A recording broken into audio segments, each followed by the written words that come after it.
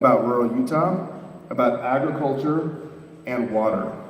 And it's our pleasure to have him here today to do some bill signings. As he makes his way up, I'm going to make some color commentary on the bills that he gets to sign. It has been a brutal legislative session. Last week, there was a briefing, and one of the members that had passed the bill was in Hawaii, and the governor was still in a tie, signing bills. So he's a true public servant. We're grateful to have him here. Governor, the floor is yours. Thank you, Brian. I want to thank Brian Seed for that very kind introduction. We did go to undergrad together just up on the hill here. We had a great time, and I'm so grateful that our paths connected and for the incredible work that he's doing here. Thank you for inviting us to spend a little time with you at this event. I've been looking forward to this for a long time.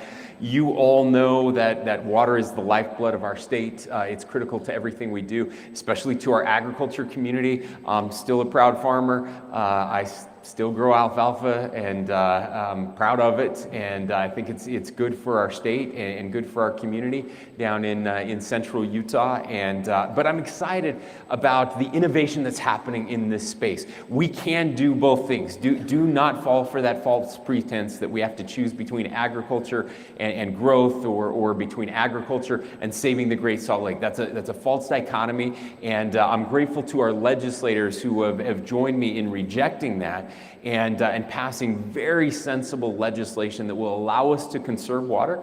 It will allow our ag community to do more to innovate and conserve water, to provide funding for our agriculture community and others as well, so that we can get more water to other places where it needs to be, and continue to grow the food and ranching and we all know raise the kids that are going to make our country great. So thank you for what you're doing. Thanks for allowing us to be here. We have 4 bills. Now, I want to be clear about how this works. I have already signed all the bills. So the legislature meets for 45 days. They passed a record 591 bills this year, beating the record of 575 last year. And I get 20 days after that. So they all go on vacation. And as Brian was mentioning, my team, we go through every single bill, and we just concluded that last Thursday was my deadline for signing or vetoing bills. Now, because there are so many bills in such a short amount of time, I always worry that most people in Utah don't get to see or understand some of the best work that's being done by our legislature. So we like to do what we call ceremonial bill signings. So we have some bills up here, some copies of the bills. We're going to sign them as if we were signing them the first time, although they are already signed into law. But this gives us an opportunity. We invite the media, and I want to thank our media partners who are here today, to really focus on groups of bills in one category. So I'll end up doing maybe 4 or 5 of these signings over the course of the next couple of weeks in again, 4 or 5 different categories. But the very first one I wanted to focus on was the work that was done on water, because I know there are a lot of people nervous out there. They keep hearing the Great Salt Lake is going to dry up in 5 years and we're all going to die from dust or whatever. Not true, by the way, and I can't wait to celebrate with all of you on the 5-year anniversary of when we were told the lake was going to dry up in 5 years, because it's not going to happen. And I'm grateful for the work that's being done, again, by our legislative partners and by Brian Steed, who is the new commissioner of the Great Salt Lake, a new office that we created to bring everyone together to work on this project, making sure that we are saving the Great Salt Lake. Too often, the misinformation gets all of the attention, but the actual stuff that's happening does not get the attention it deserves. So what we're trying to do today is draw attention to these legislators and these great bills that they have worked on. So that's what we're going to do. So I'm going to invite up our legislators who have helped on these, and we'll do one of these at a time. We're going to start with House Bill 280, water-related changes. The chief sponsor was Casey Snyder, and the Senate sponsor was Scott Sandel. So you're going to get a lot of these two today. This is the Snyder and the Sandel show. They were responsible for running many of these bills. Again, we're proud of them. We want to invite Joel Ferry and his team. Commissioner Butters is here as well. Everybody who's been involved in these bills, come up. If there are other legislators that want to join us, anybody else who wants to join us, Commissioner, you should probably join us as well. What I would like to do, though, is, Casey, if you don't mind, there's a microphone right over there. I'm going to let you talk about this bill a little bit before we do the official signing, and then we'll just do one at a time. Yeah, and Hopefully that's on. okay, can you hear me okay? Perfect.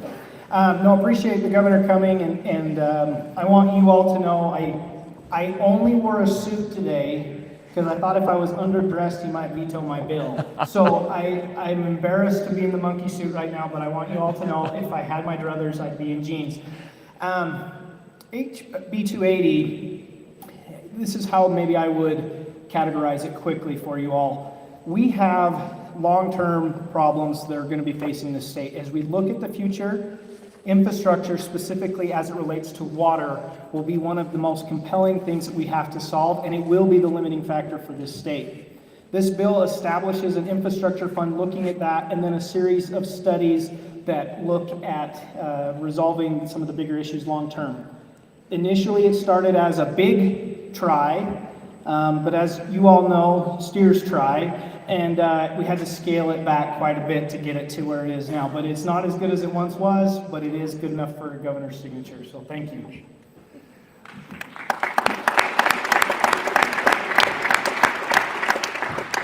Thank you, Casey. Anything you want to add on that one? Okay, I did not expect to hear steers try today, so I'm grateful for that. It is a good bill, and this water infrastructure fund, the account that has been set up, similar to what we do with our transportation infrastructure fund, and the studies that are going along with this will allow us to deal with these issues for a long time to come in the future. So I'm going to go ahead and sign both of these and give you both copies.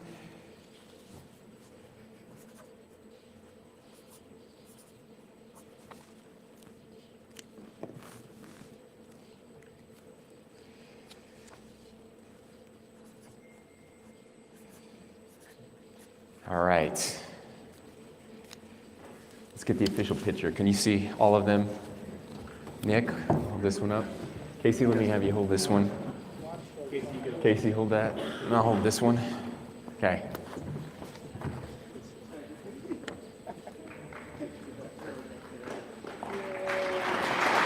All right.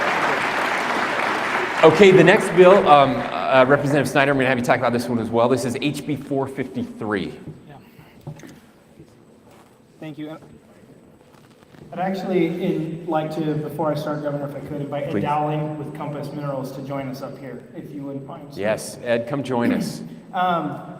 So many of you have heard the last little bit, there has been quite a bit of discussion about water in the Great Salt Lake and what happens to water that is saved by all of us up here and as it finds its way into the Great Salt Lake. And there was some lack of clarity as to how that water could be used and lack of clarity as to what potentially the end of the Great Salt Lake could look like. At times, the bill was quite contentious, but I'm happy to say that we have found a way through this that has brought diverse stakeholders together, as well as the CEO here of Compass Minerals, who has been incredibly supportive as we've reached this conclusion. So with that, Governor, thank you. Thank you. And I want to thank Compass Minerals as well for their great work. This is collaboration happening together so that in the worst years, Compass, there will be more water in the lake. Compass will take less. And as the lake continues to rise, as it's going to do this year, then it will be beneficial to the mineral companies that have an opportunity to help grow the usage of these minerals that are more important now than they've ever been, I think, in our lifetimes. As more and more electric vehicles and batteries are being built, the lithium that's there is going to make a huge difference economically to our state as well. So this is a real win-win, and we'll go ahead and sign HB 43.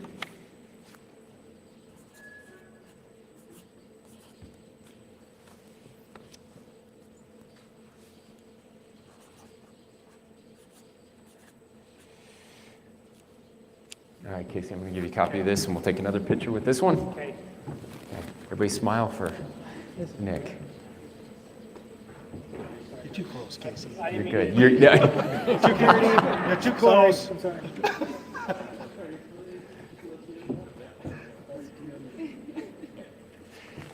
We always have to worry about Casey.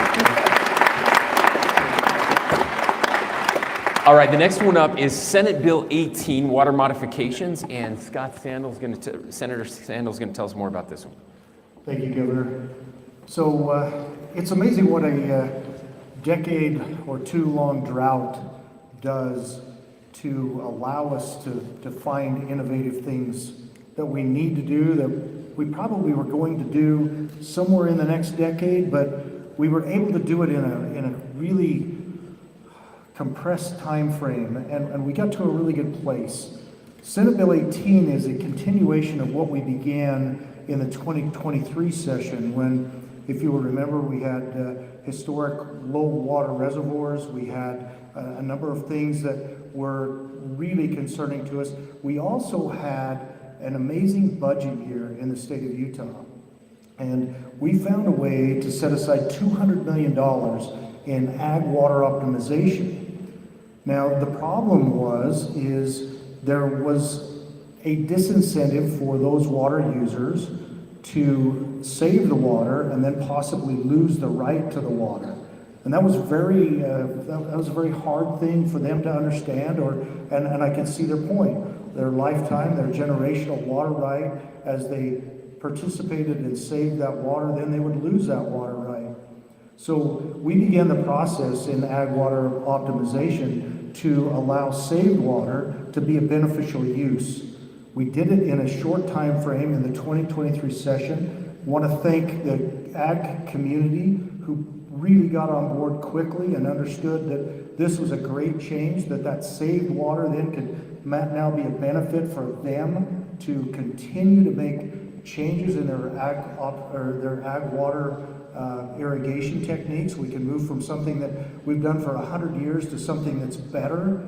And as we do that, they will be allowed to have that saved water to monetize, to go to beneficial use for their generations, and to continue to perpetuate this building out of surge irrigation, of drip irrigation, all of those things that we can do that participate.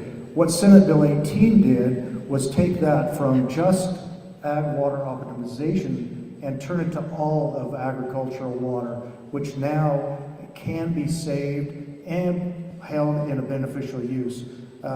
This is a generational shift that will allow agriculture to continue to be a vibrant part of what we're doing in the state of Utah, to grow crops that we need, and I believe eventually to allow 50% of that water to go to other beneficial uses. So thank you, Governor. Yeah, thank you, Senator. Look, this is you said generational. I think it's more than generational. I mean, this is changing the water law from the very beginning of our state, even before we were a state. This idea, this disincentive, this use it or lose it, right, incentive that we've had in the past.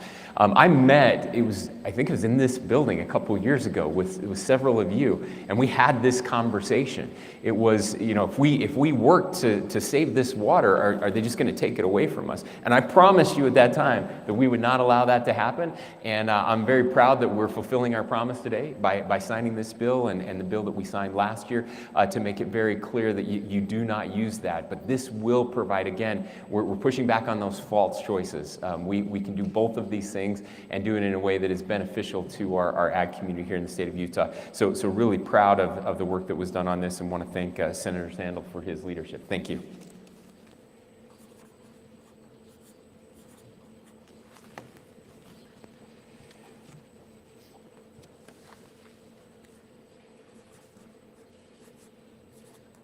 All right, Senator, here's your copy. Let's get a picture here.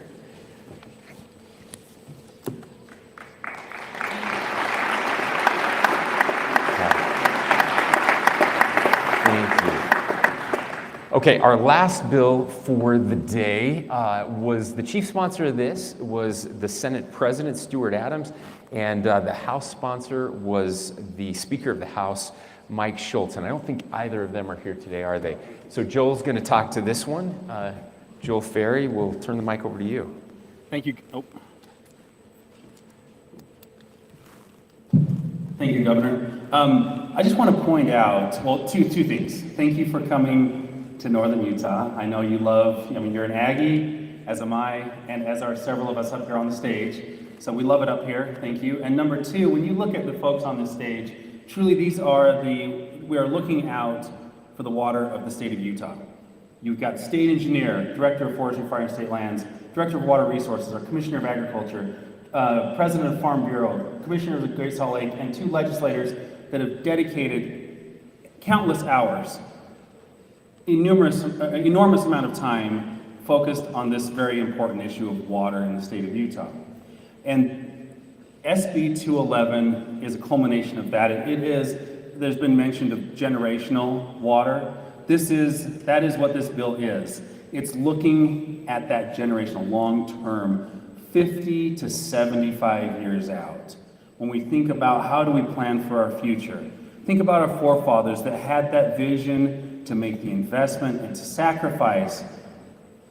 We benefit from the works that were done generations ago. And this bill sets in place that forward-looking opportunity for us to make those investments today, to focus on conservation, to focus on working together. And it does two important things. It directs the state and the major water districts to get together to form a water council. And they will be focused on that long-term vision. It also sets forth and creates the office, or a water agent for the state of Utah.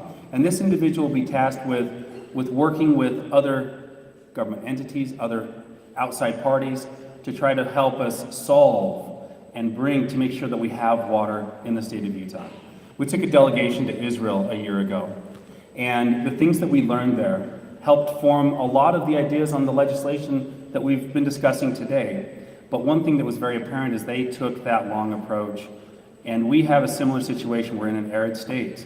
We've got to be very mindful and generationally focused if we're going to succeed long term. So that's what this bill does, and it's a great piece of legislation. And thank you, Governor, for being so supportive. Thank you, Director Ferry.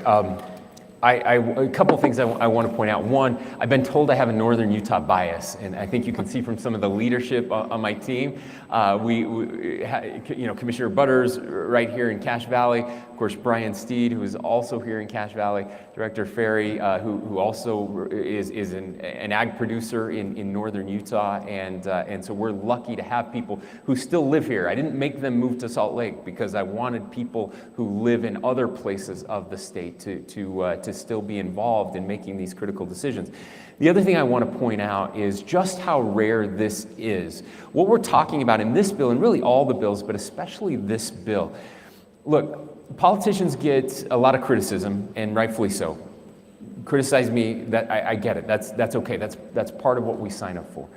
One of the criticisms that politicians get across the country, and I think mostly deserve, is that they're only looking at 2 years down the road or 4 years down the road to the next election. That is not happening here in Utah, regardless of what you think about the governor or the legislature. I can tell you one thing. We are different here in that we look beyond 4 years or 6 years or 8 years or 12 years. This bill specifically is looking 30 and 40 years down the road. And that's really unique. I've criticized the legislature for passing too many bills this year, and we can battle about those things. But I want to put something into context for you. Does anybody know how many bills Congress passed last year to run a country, okay, an entire country of over 300 million people? It passed 27 bills to run our country. You can't run a country with 27 pieces of legislation. You cannot, because they are not focused on the long term at all. They are not looking more than 2 years or 4 years. They can't even look 2 months ahead. They can barely fund a budget to keep the government open. And yet here, we're passing bills that will have an impact 30 or 40 years from now. That's real leadership, and I'm proud of these legislators who work to make that happen. So I just wanted to state that. We're lucky to have incredible legislators who leave their families for 45 days, come down, work their guts out. Unless you've done it, it's impossible what they do in those 45 days. And I'm really proud that you have some of the best legislators in the state and honestly anywhere in the country that live right here in Cache Valley in northern Utah. So let's go ahead and sign SB 211.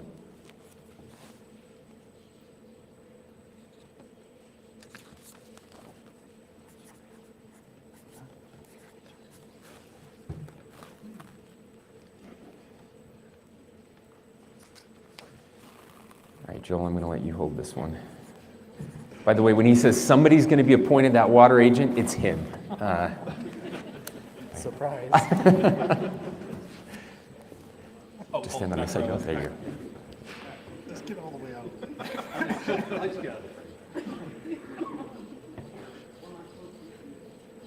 All right, one last round of applause. Thank you, everyone.